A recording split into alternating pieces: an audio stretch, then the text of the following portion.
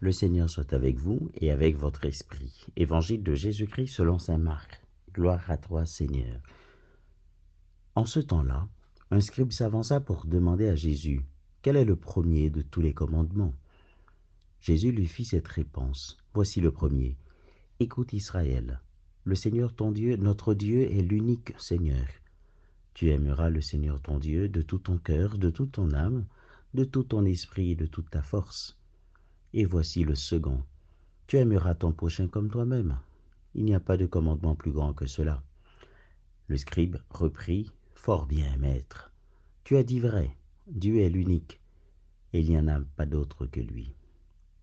L'aimer de tout son cœur, de toute son intelligence, de toute sa force, et aimer son prochain comme soi-même, vaut mieux que toute offrande d'holocauste et de sacrifice.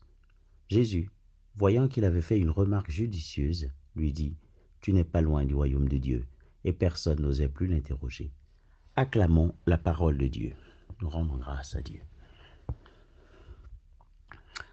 Alors, frères et sœurs, ce jeudi 9e semaine temps ordinaire, le Seigneur nous résume, si vous voulez, la parole de Dieu ou toute la vie avec Dieu en deux commandements. Nous le savons, oui, il y en a pas mal. Il y a plusieurs commandements, il y a les 10 commandements. Et si nous allons aussi dans le Nouveau Testament, là où le Seigneur Jésus lui-même, sur la montagne, nous a donné les béatitudes, donc en fait, on peut vivre beaucoup de choses.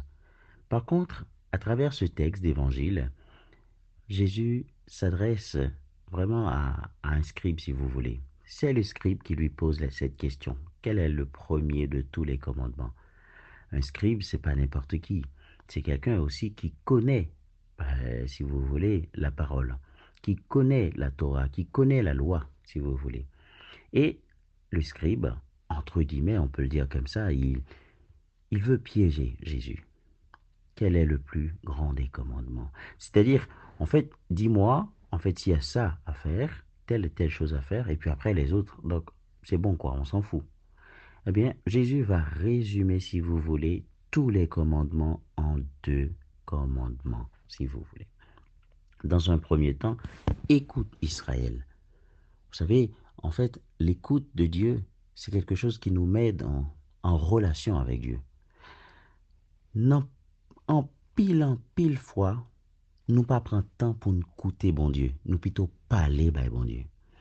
Et juste ma petite ouverture pendant m'a fait partage ça ensemble avec nos frères et sœurs, c'est que en pile des fois dans l'adoration Saint-Sacrement, en fait ouais, Jésus exposé, au lieu pour nous prendre silence pour nous quitter, Jésus parler dans que nous parfois aussi hein. Ben non, là nous parler et puis après on a chanté, la adoration, il y a pas ça Saint-Sacrement, on a crié. Il est vrai, c'est normal aussi. Parce que, ben, en fait, c'est à lui qu'il faut se plaindre. C'est normal. Mais en même temps, Dieu nous parle aussi. Il faut prendre du temps aussi pour écouter Dieu.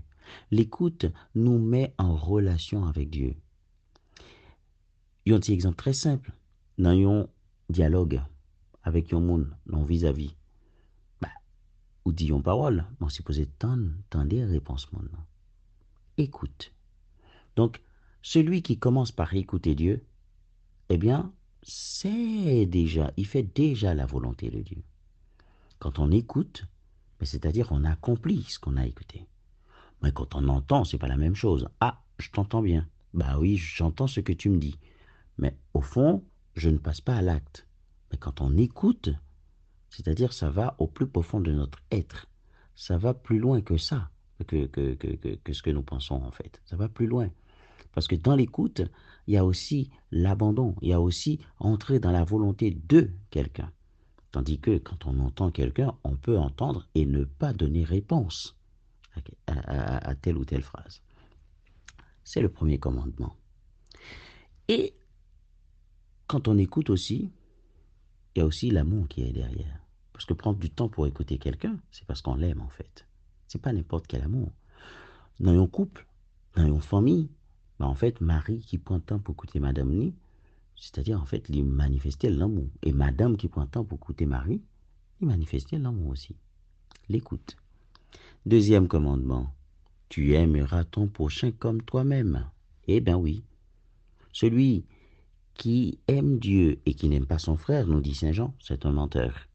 Ben, si tu aimes Dieu, si tu prends ton temps pour écouter Dieu, en fait, le prochain à côté, le frère, ou la personne qui est à côté, si vous voulez, ben, en fait, c'est aussi, c'est aussi un petit Dieu. Donc, c'est-à-dire, le Seigneur Jésus nous dit, tu aimeras ton prochain comme toi-même. Attention, comme toi-même. Je m'arrête là-dessus. Comme toi-même, cela signifie qu'il faut commencer par s'aimer soi-même, en fait. Attention à monde qui a fait fausse humilité, qui dit que moi oublier tête, moi pour, ben, écoute, oui, ça peut se faire, pas de souci, je comprends bien. Mais en fait, commence d'abord par prendre soin de toi-même. Si tu n'es pas capable de prendre soin de toi-même, comment peux-tu prendre soin de quelqu'un d'autre? Posons-nous cette question. Si vous pas capable, ou même, pour lorsqu'on est malade, il faut qu'on repose, et lorsqu'on est malade, il faut qu'on prenne des médicaments, un exemple, hein, comment on va aider le monde pour le prendre médicament? Ben non, il faut commencer par s'aimer soi-même, en fait. Et c'est ce que le Seigneur nous invite à faire. Tu aimeras le prochain comme toi-même. Et dans un second plan, ça montre aussi que même j'en remettais toi, en fait, vous supposez, ou remet un prochain comme ça, parce qu'en fait, vous voulez bien pour lui. C'est ça aussi. Vous voulez bien pour lui. C'est-à-dire, sauve les pouvoirs, vous voulez le pour lui tout. Donc, on travaille pour une société juste, parce qu'en fait, ou même, on compte ça qui est bon. Et donc, on supposé refléter pour l'autre là, ça qui est bon. Et supposé remettre ça qui est bon dans l'autre là. Peut-être que parfois, en plus, l'hypocrisie fait que nous remet pas peut-être nous, mais aussitôt que son monde bon côté nous qui a évolué, ben, ça pose problème.